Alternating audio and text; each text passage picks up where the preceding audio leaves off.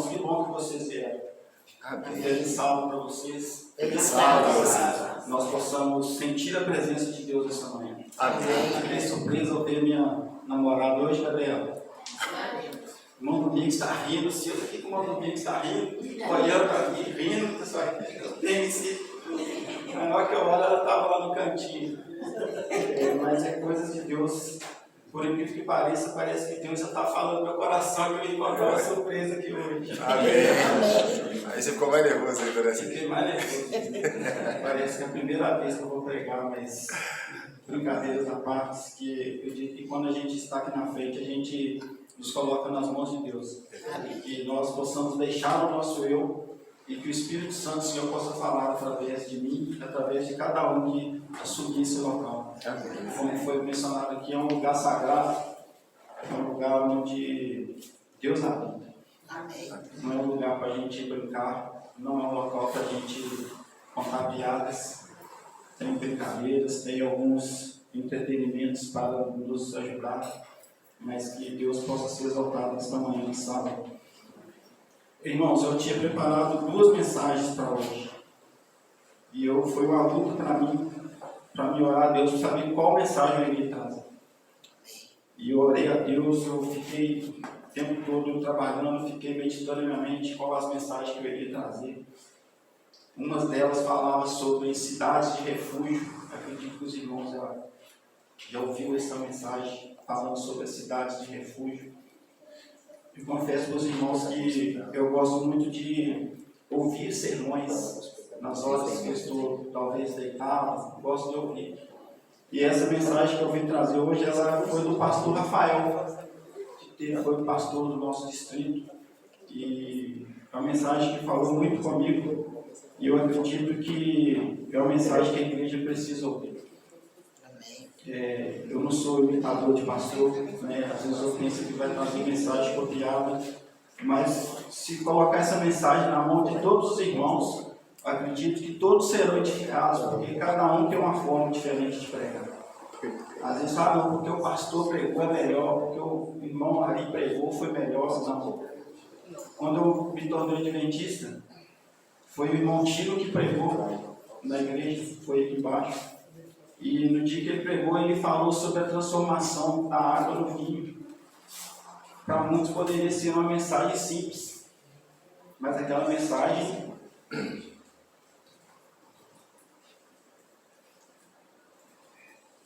ela falou no meu coração. Amém. E para surpresa da igreja naquele dia, né, Valéria?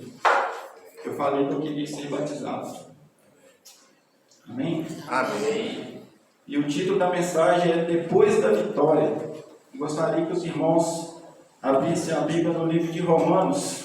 A nossa mensagem ela vai estar no livro do Velho Testamento, mas é para a gente contextualizar um pouco. Romanos capítulo 8, versículo 31 e 37.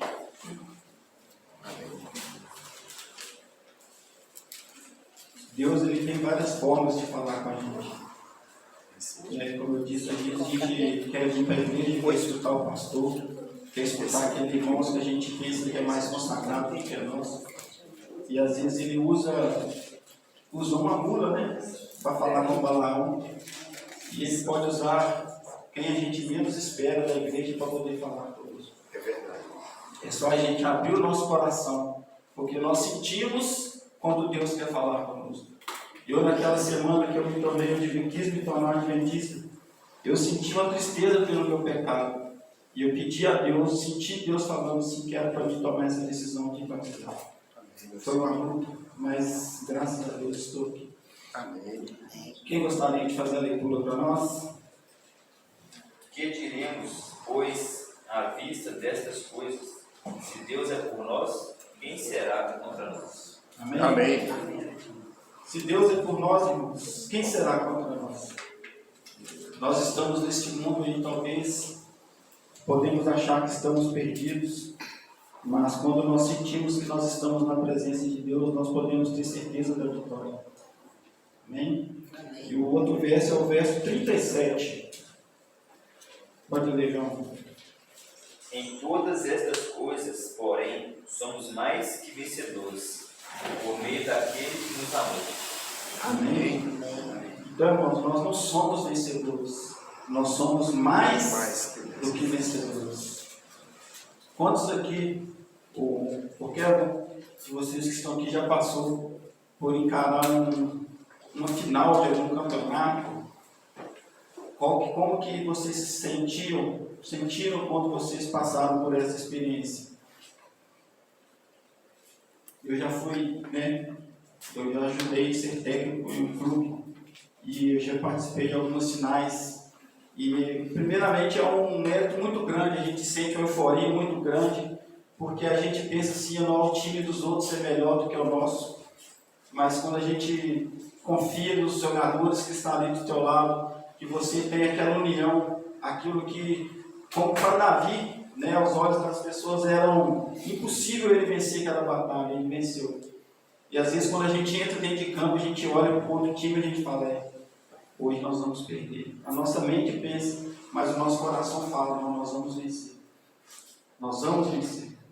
E o que a gente precisa fazer quando a gente vai enfrentar uma decisão?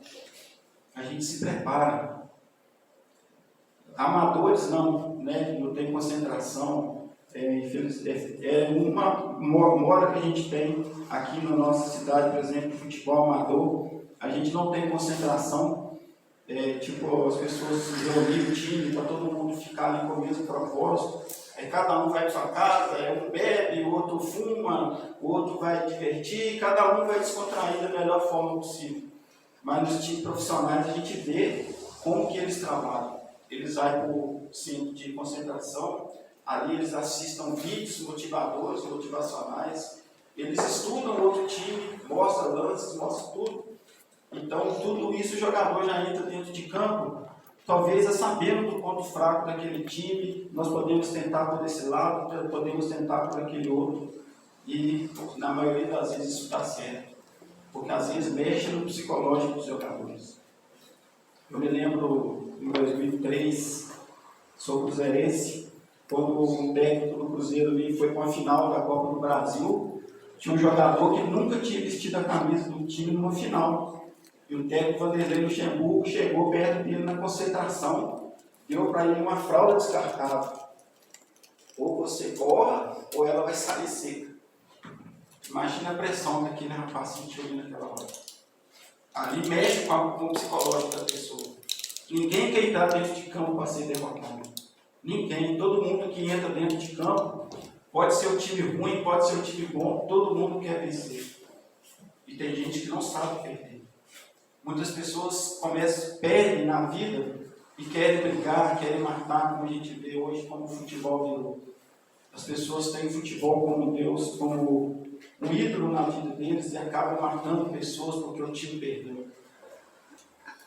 E a gente vê, irmãos, que quando a gente entrega a nossa vida para Deus, para Jesus, muitas batalhas nós enfrentamos na nossa vida.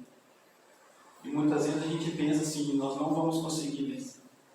Olhe para cada um de vocês. Quem eram vocês antes de conhecer a Cristo? Vocês eram dignos de estar aqui hoje sentados na igreja, talvez de estar aqui na igreja pregando. Talvez não. O mundo fala, nossa, eu não acredito que aquela pessoa foi transformada, eu não acredito que aquela pessoa se tornou um cristão. Mas somente pelo poder de Deus, toda batalha que a gente enfrentar, nós temos na nossa mente que Deus está do nosso lado. Amém. Nós vamos abrir em Hebreus 6, verso 11, Hebreus capítulo 11, versículo 6 e o versículo 30.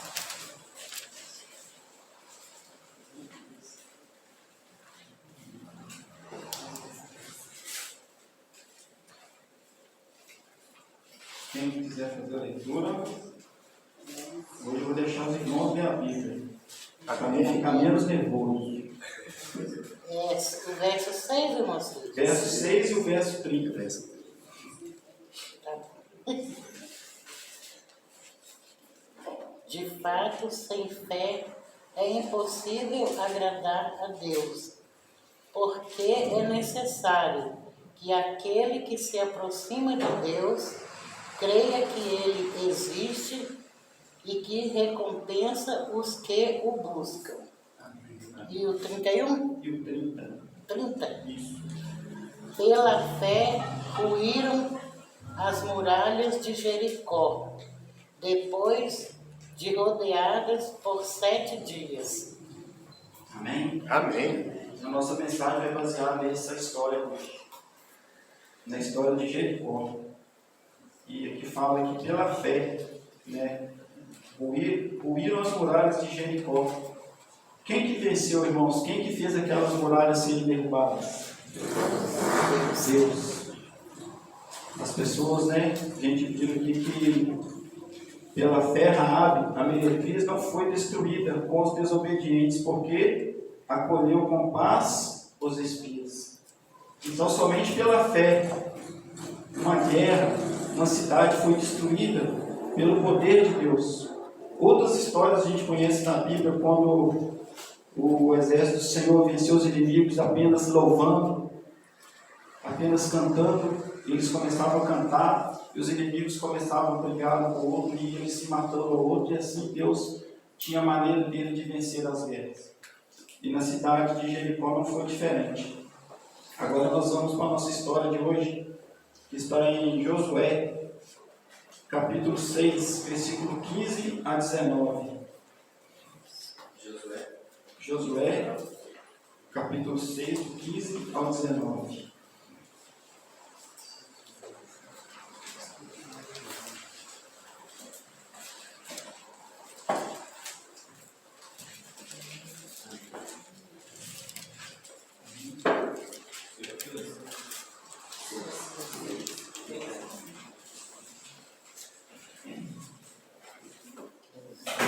Ao 19. Amém? Amém. Amém. Todos acharam? Amém. Amém. Josué 6, 15 a 19.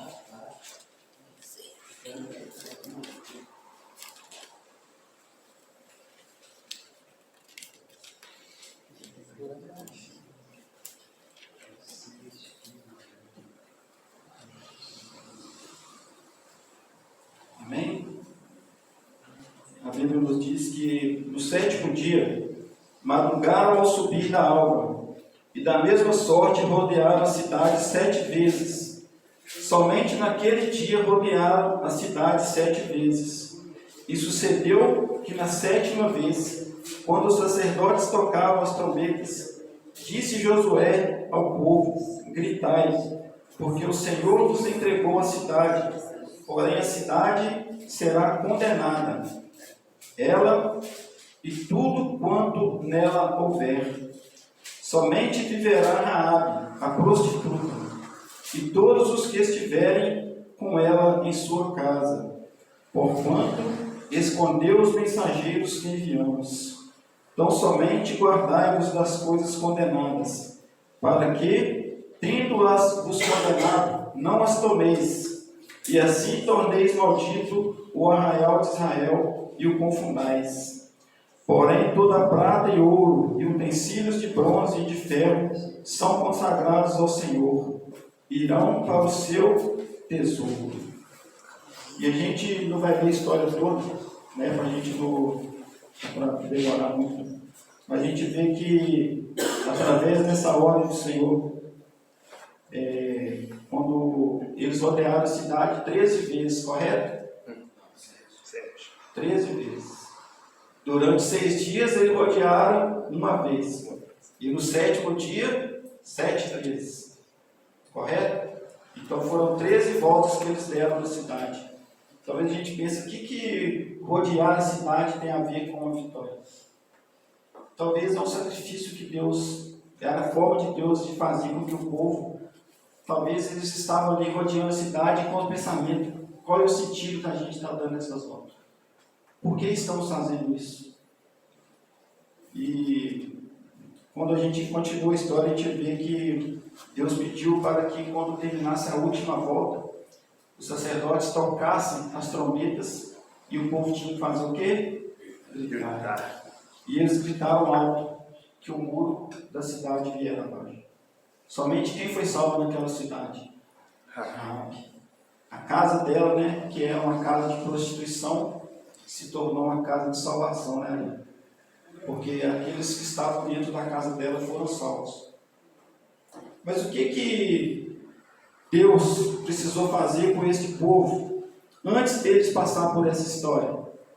Antes deles viver essa vitória sobre Jericó, a gente vai fazer um breve resumo, não vou ler tudo, do livro de Josué. Os irmãos podem ficar aí no capítulo 6 mesmo, mas se a gente for acompanhar Josué desde o primeiro capítulo, a gente vai entender que o primeiro momento ali, Josué, ele assume a liderança, correto? Moisés morreu e Josué assume a liderança da nação ali, do povo de Israel, naquele deserto. E Deus fez uma promessa muito importante para ele, acredito que os irmãos conhecem. No versículo 9, Deus fala: não te mandei eu ser forte e corajoso, não temas nem te espantes, porque o Senhor teu Deus é contigo por onde quer que andares.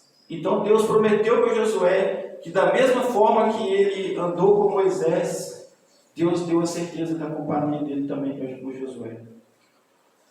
No capítulo 2, Deus manda espias a Jericó. E qual que era o propósito dele de enviar esses espias ali? Para ver se naquela cidade existiria alguém que poderia ser salvo. E eles conseguiram achar, porque os homens daquela cidade procuraram aqueles espias para matar, mas Josué, mais a Raabe, né, iluminada pelo Espírito Santo de Deus, conservou íntegra a vida daqueles homens e esconderam eles no eirado de sua casa. E quando os homens da cidade tinham visto que aqueles homens entrou na casa dela, eles foram ali procurar, mas ela mentiu, né, que eles já tinham ido embora. Olha, você vê como Deus agiu ali na vida dela. E quando deu o prazo dos homens voltarem, né, que eles foram atrás deles, não acharam, aí sim os espias voltaram para a cidade lá e deu a descrição da cidade para Jericó, que a cidade era fortificada, mas Deus já tinha falado para Josué que ele daria essa vitória para ele. No capítulo 3 tem a milagrosa, né, passagem pelo Jordão. No versículo 5 diz que disse Josué ao povo: santificai-vos, porque amanhã o Senhor fará maravilhas no meio de vós. Amém. Ou seja, Deus falou com Josué que era para o povo fazer o quê? Santificar. Tudo isso fazia parte da preparação para que a vitória viesse posteriormente. No capítulo 4, Josué tira quantas pedras do meio do Jordão? 12 pedras. E no versículo 20, no 4, diz que as 12 pedras que tiraram do Jordão, levantou a Josué em coluna em Gilgal, e disse aos filhos de Israel: quando no futuro vossos filhos perguntarem a seus pais, dizendo: que significam estas pedras? E farei saber a vossos filhos, dizendo que Israel passou em seco este Jordão, porque o Senhor vosso Deus fez secar as águas do Jordão diante de vós, até que passasseis, como o Senhor vosso Deus fez ao mar vermelho, ao qual secou perante nós, até que passamos, para que todos os povos da terra conheçam que a mão do Senhor é forte, a fim de que temais ao Senhor vosso Deus todos os dias. Amém. Então eles tiraram aquelas pedras do meio do Jordão, para que elas servissem de testemunho para os filhos que viriam aqueles homens. Porque os filhos iriam procurar saber que pedras são essas. E eles tinham história para contar. Nós não teríamos a história para contar se não fosse as pessoas que passaram pelas nossas vidas antes. Todo mundo que passa pela nossa vida tem algum propósito. Muitas vezes a gente tem que colher as coisas boas das pessoas que passam na nossa vida. No capítulo 5, a gente vai ver que Deus ele faz 3 tipos de preparativos para a vitória. O primeiro deles foi a circuncisão. Por que a circuncisão é importante? Era um ato que as pessoas faziam como sinal de que aquelas pessoas receberiam a Deus em suas vidas, como sinal de higiene, né, como um sinal de que eles estavam aceitando Deus na vida deles. E hoje a nossa circuncisão é representada através do batismo. Então, para nós comprovar para as pessoas que nós aceitamos a Cristo, nós passamos pelo batismo. E a circuncisão naquela época, se a gente for ver no livro de Josué, Deus pede para ele afiar uma pedra. A cirurgia era feita com a pedra. E ali todos os homens eram circuncidados para aceitar o Senhor. Um lembrete importante é que a última circuncisão que o povo de Israel havia feito foi no Egito. Antes deles sair do Egito, Deus circuncidou eles para eles seguir o deserto.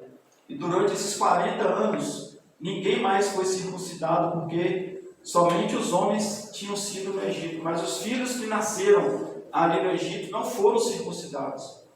Então, antes de Deus dar essa vitória para o povo de Israel ali sobre Jericó, ele pediu para que as pessoas que não haviam sido circuncidadas selassem esse compromisso com o Senhor. O outro ponto importante é que eles celebraram a Páscoa. A Páscoa nós temos ela hoje representada por quê? Pela Santa Ceia. Né? Como a circuncisão, eles celebraram a última Páscoa também no Egito. E antes da vitória de Jericó, Deus pediu para que o povo celebrasse a Páscoa. E a última parte que Deus faz aqui no capítulo 5, Deus apareceu a Josué. O verso 13 diz que, estando Josué ao pé de Jericó, levantou os olhos e olhou, e eis que se achava em pé diante dele um homem, que trazia na mão uma espada nua. Chegou-se Josué a ele e disse-lhes: És tu dos nossos ou dos nossos adversários? E ele respondeu: Não, nem uma coisa, nem outra. Eu sou o príncipe do exército do Senhor e acabo de chegar. Então Josué se prostrou com o rosto em terra e o adorou e disse: Que diz meu senhor a seu servo? Respondeu o príncipe do exército do Senhor a Josué: Descalça as sandálias dos pés, porque o lugar em que estás é santo. Por que aquele homem aceitou a adoração de Josué? Porque ele era o próprio Cristo. Em Apocalipse a gente vê João se prostrando diante de um anjo, mas o anjo recusou ser adorado. Então a gente vê que o próprio Cristo apareceu para Josué, dando a certeza da presença dele na vida dele. Amém? Então, irmãos, por que eles venceram essa guerra? Porque Deus fez toda a preparação que um exército precisa fazer para eles vencer uma batalha, para eles vencer uma guerra. E muitas vezes a gente quer fazer da nossa vida algo como se não existisse Deus. Vou tomar a decisão, eu quero que Deus participe, eu quero que Deus participe dessa festa, eu vou fazer dar coisas da minha vontade, do meu coração. E todas as vezes que nós queremos fazer isso, nós podemos ter certeza de que a presença de Deus não está no meio de nós. No capítulo 6, verso 2, diz que: Então disse o Senhor a Josué: Olha, entreguei na tua mão Jericó, o seu rei e os seus valentes. Ou seja, Deus disse que entregaria a cidade para Josué. E assim foi feito, não é verdade? Eles tiveram dificuldade para vencer aquela cidade? Não. Por quê? Porque Deus estava com eles.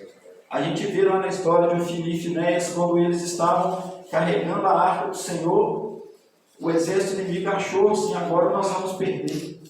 A arca da aliança representa a presença de Deus.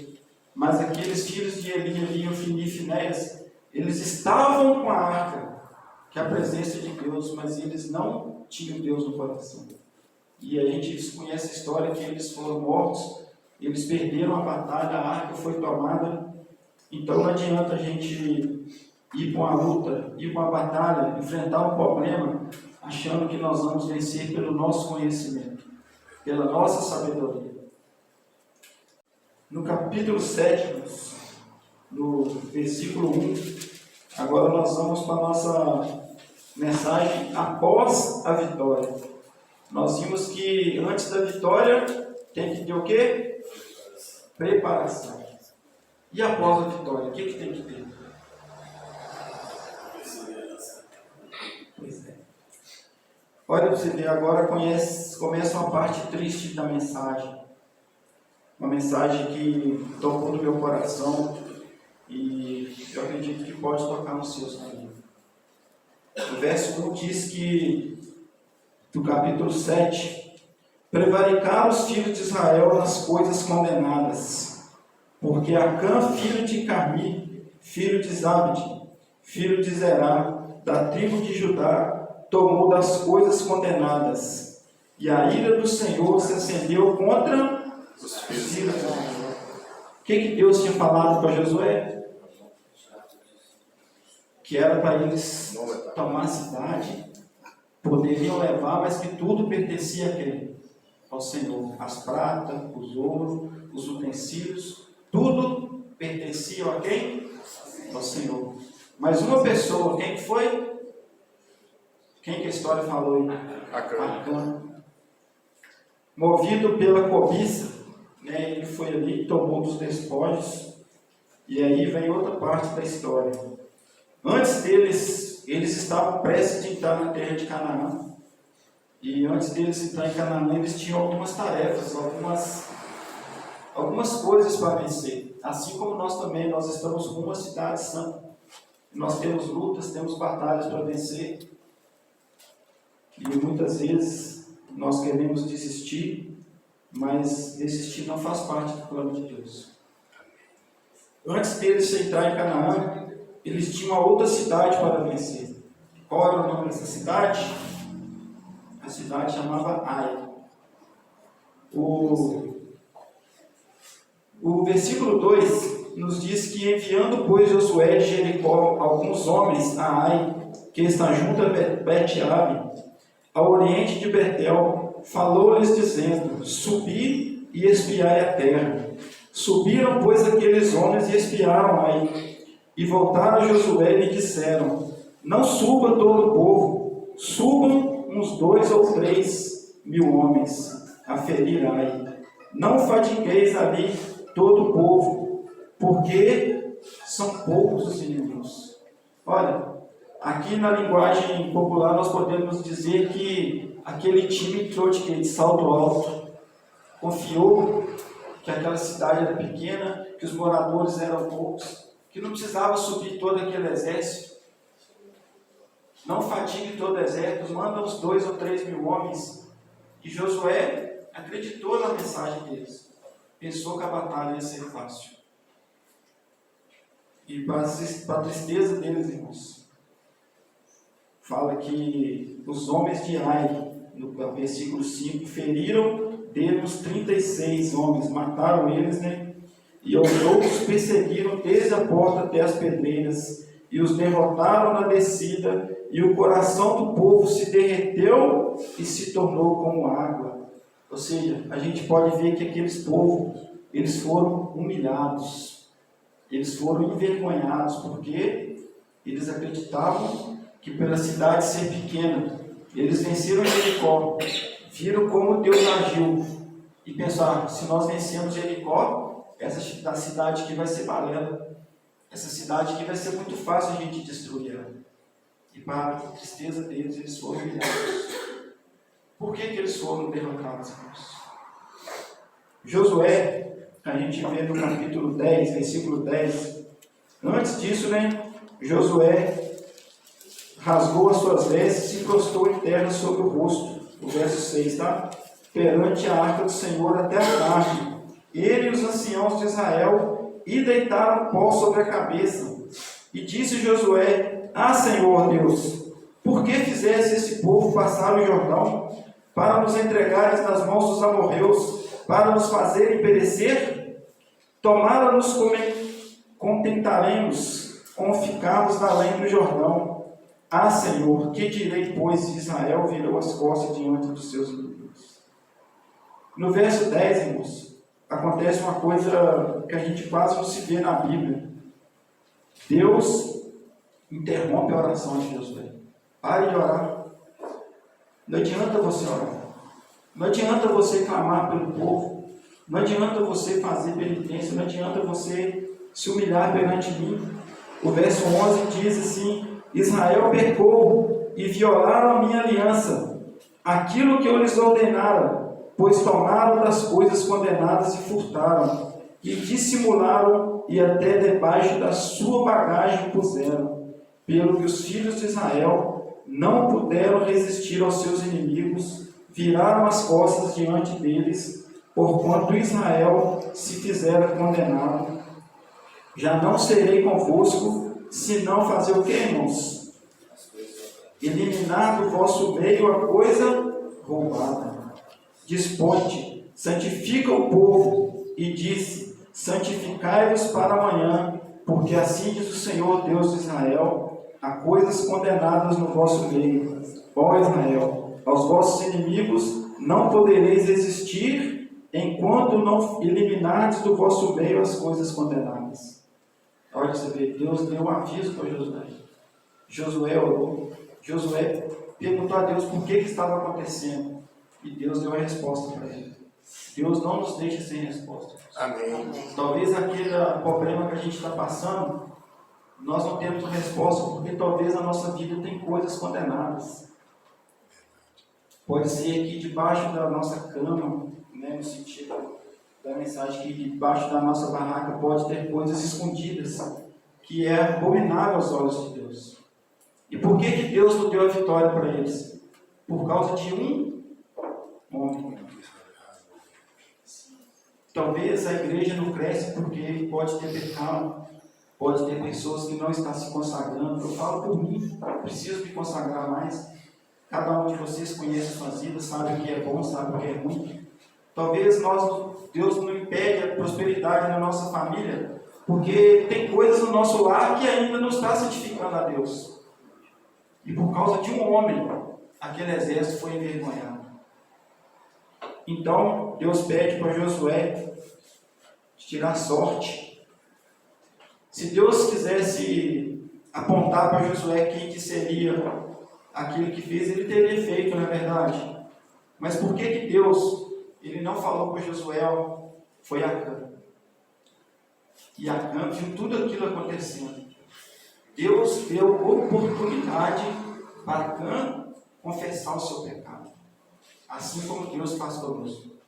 Ele nos dá oportunidades. E a nossa oportunidade se chama hoje. Deus deu oportunidade para Acã.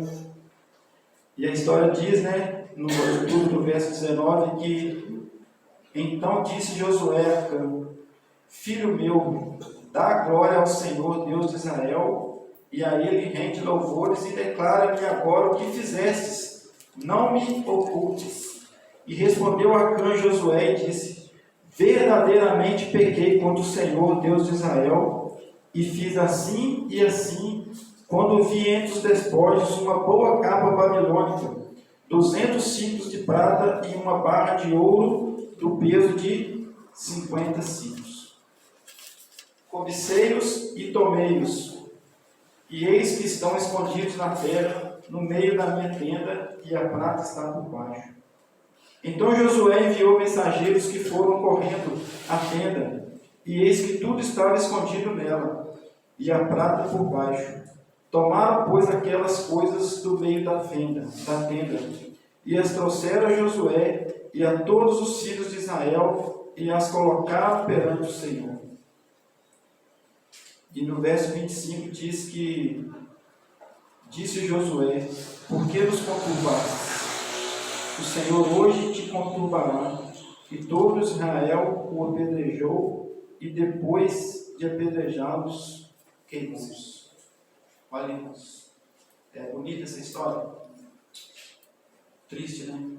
Porque o pecado de um homem, eles foram envergonhados, e mais ainda a família dele, que não tinha nada a ver com a história, morreram, foram queimados, apedrejados. É uma história triste de uma realidade que pode estar acontecendo em nosso meio. Então, uma lição para nós é que a vitória de ontem, ela não garante a vitória de hoje. A nossa oração de ontem, ela não serve para hoje. A nossa oração de ontem foi uma, a nossa oração de hoje tem que ser outra. 3 lições nós podemos tirar dessa história. A primeira lição é que, vamos ler lá em Deuteronômio, capítulo 10, versículo 12 a 16.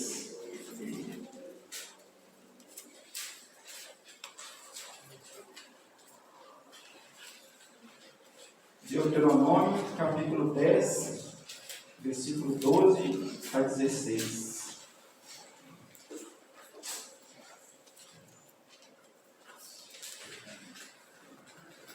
Quem gostaria de ler? E agora, Israel, o que é que o Senhor quer de vocês? Não é que vocês temam o Senhor, seu Deus. Andem em todos os seus caminhos. Amem e sigam o Senhor, seu Deus, de todo o coração e de toda a alma, para guardar os mandamentos do Senhor e os seus estatutos que hoje lhes ordeno, para o bem de vocês. Eis que os céus e os céus dos céus são do Senhor, o Deus de vocês. A Ele pertence a terra e tudo que nela há. Mas o Senhor se afeiçoou tão somente aos pais de vocês, para os amar. E a vocês, descendentes deles, Ele escolheu do meio de todos os povos, como hoje se vê. Portanto, circuncidem o coração de vocês e deixem de ser teimosos. Amém? Amém. Deixe de ser teimosos. Deus requer de mim e de você hoje que nós consagramos o nosso coração, a nossa vida ao Senhor. Tira do meio de nós, do meio de nossas casas, tudo aquilo que possa impedir a ação de Deus. Esse é o desejo de Deus, né? Que nós precisamos nos consagrar antes da batalha. Antes de nós sair de casa, nós devemos nos consagrar, entregar a Deus o nosso dia. Nós não sabemos o que vai acontecer. Muitos daqui são motoristas, dirigem, outros trabalham em coisas perigosas. A gente não sabe o que nos espera. Mas a única certeza que a gente tem que ter é que nós colocar os pés nas portas de nossas casas, nós temos a certeza de que Deus está conosco. Amém. Pode cair o mundo, mas temos paz. Amém. Coloque a sua casa em ordem. Não faça as coisas do seu jeito. Porque toda vez que fazemos do nosso jeito, nós damos mal. Vamos ler Isaías, capítulo 59.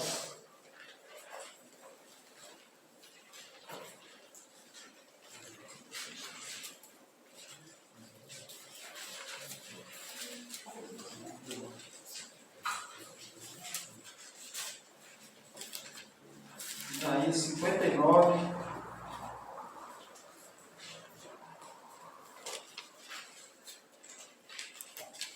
Do verso 1 até o verso 3. Quem pode ler para nós? Fique à vontade. Eis que a mão do Senhor não está encolhida para que não possa salvar, e o seu ouvido não está surdo para não poder ouvir. Mas as iniquidades de vocês fazem separação entre vocês e o seu Deus, e os pecados que vocês cometem o levam a esconder o seu rosto de vocês, para não ouvir os seus pedidos, porque as mãos de vocês estão manchadas de sangue, e os seus dedos de iniquidade. Os lábios de vocês falam mentiras, e a sua língua profere maldade. Amém, irmãos? Então, o que faz separação entre nós e Deus? Os nossos pecados. Por mais dizer, o pecado escondido. Tem pecados que a gente vê. Não, meu irmão está pecando, está fazendo isso. Mas tem pecado que só você sabe. Tem pecado que é só você ali no seu quarto, só você no seu trabalho. É só você e Deus sabe. E pecado confessado é pecado perdoado. Mas o pecado que não é confessado, ele causa separação entre nós e Deus. Esse é que é o perigoso. E esse é o que pode acontecer naquele filme A Última Batalha, né? Quando o jovem está ali nos túmulos e ele vê o túmulo daquele irmão. O irmão levou tantas almas para Jesus, o irmão pregava, o irmão dava estudos bíblicos. Como pode o túmulo dele estar fechado? E o anjo fala que para ele tinha uma vida dupla. Pecados escondidos que a igreja não sabia. Então, irmãos, talvez alguns de nós podem estar passando por essa situação. Talvez não temos forças para vencer aquele pecado. Todos nós temos falhas, todos nós erramos. Mas se a gente confiar em nós, eu vou conseguir vencer esse pecado, amanhã eu paro, eu vou esperar alguma coisa acontecer para mim largar esse pecado. Não, irmãos. Hoje, essa luta não é sua, é a luta contra o Espírito, é o Espírito, é a guerra do grande conflito entre Deus e o inimigo. Talvez o inimigo está te dando aquele pecado para vocês acariciar, quando vocês menos esperar, o seu tapete é puxado, vocês caem no chão e é difícil levantar. Então, sem Deus, nós não vamos conseguir vencer esse pecado. O último verso dessa manhã, Provérbios 28, 13.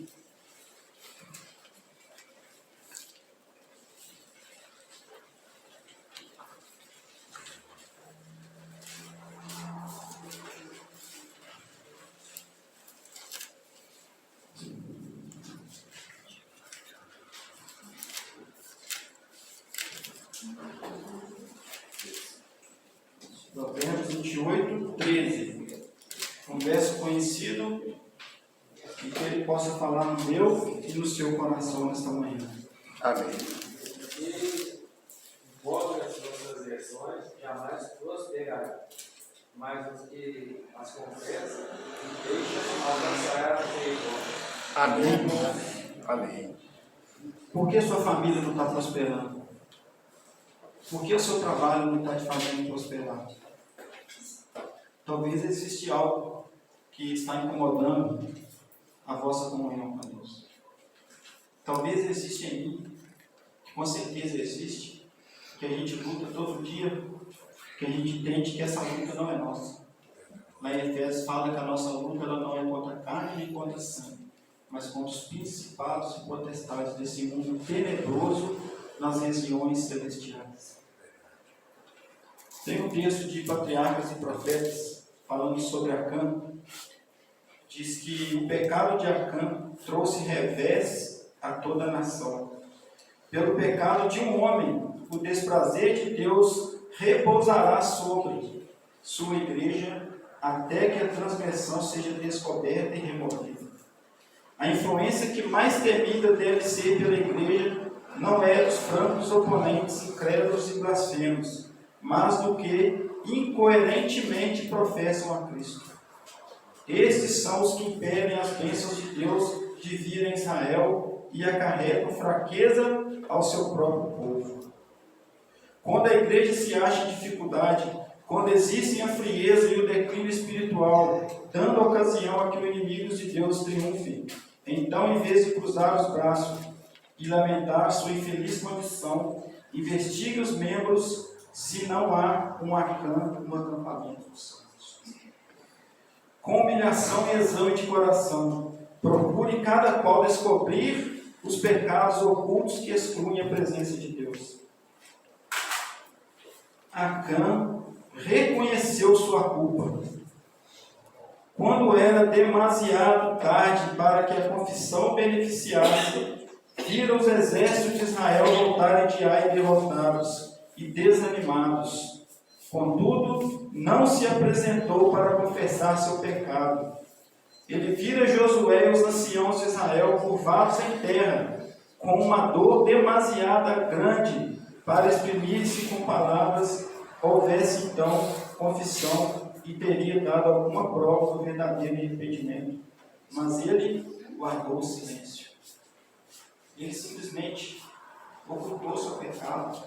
ele simplesmente viu o sofrimento de Josué, o sofrimento que Israel, a vergonha que Josué passou, e talvez ele poderia ter agido como Jonas também, né? Que estava ali dentro do navio, viu aquela tempestade e as pessoas procurando alguém aqui que tem pecado.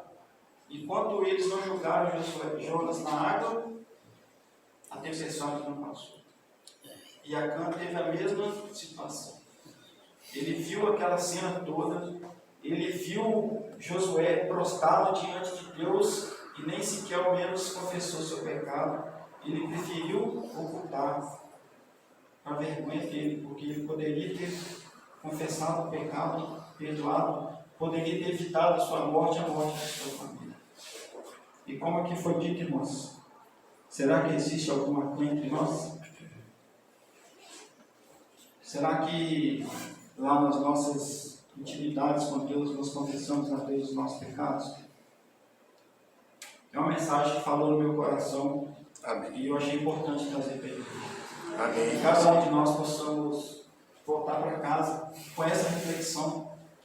Será que por minha causa a igreja não está crescendo? Será que por conta do meu pecado a minha família não está prosperando? Que o Senhor Jesus abençoe cada um de vocês. Amém. Somente Deus pode mudar o nosso coração. Tem um pensamento que diz que pecado oculto aos homens é um grande abismo, cuja entrada e saída levam a um único destino eterno, o inferno. Pois aquilo que aos homens estiverem oculto está nu diante dos olhos daquele que há de julgar a terra com equidade, Deus. Amém? Senhor, nosso Deus, nosso Pai, nós te agradecemos porque o Senhor está no meio de nós. Amém, Senhor. Nós te agradecemos porque a tua misericórdia, Senhor Deus, se renova em nossa vida a cada manhã. Amém, meu E Deus. que ao estarmos aqui na tua presença, nós podemos ter a certeza do teu amor, da tua bondade em nossas vidas. Sim, Senhor. Assim como foi dito nesta mensagem, Senhor.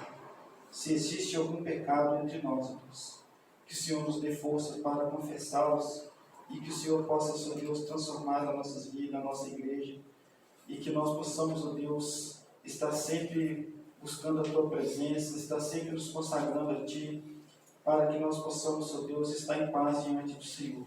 Amém, Senhor. Cuide da tua igreja, cuide de cada família que representa a tua igreja aqui nessa cidade. Que cada um, Senhor Deus, possa ser luz onde quer que eles forem. Por favor. Que a graça do Senhor os alcance e os livre de todo mal. Sim. Que nós possamos, ó Deus, voltar para casa, na certeza de que o Senhor falou em cada coração. Está rendido e a minha oração nesta manhã, em nome de Jesus. Amém. Amém, Senhor.